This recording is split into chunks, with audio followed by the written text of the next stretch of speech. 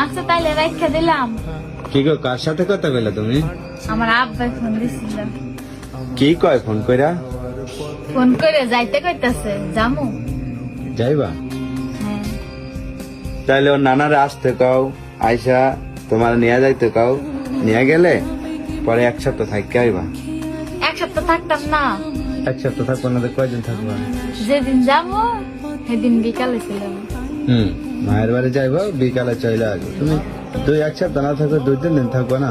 না থাকতাম না, থাকতাম না। শেষে তোমাকে রান্না করে খাওয়া লাগবে।